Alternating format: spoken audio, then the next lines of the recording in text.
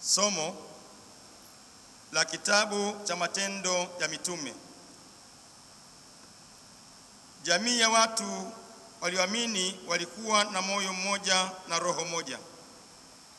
Wala hapana mmoja aliyesema ya kuwa kitu chochote alichonacho ni mali yake mwenyewe, bali walikuwa na vitu vyote shirika. Na mitume wakatoa ushuhuda wa kufufuka kwake Yesu kwa nguvu nyingi, na neema nyingi ikawa juu yao wote. Wala hapakuwa na mtu mmoja miongoni mwao mwenye mahitaji, kwa sababu watu wote waliokuwa na viwanja au nyumba waliviuza, wakaileta thamani ya vitu vile vilivyouzwa, wakaiweka miguuni pa mitume. Kila mtu akagawiwa kwa kadiri alivyohitaji.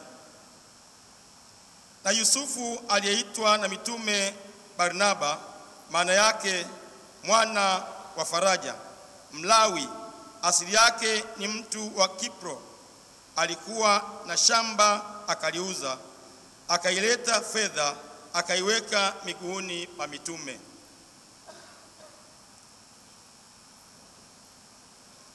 Neno la Bwana.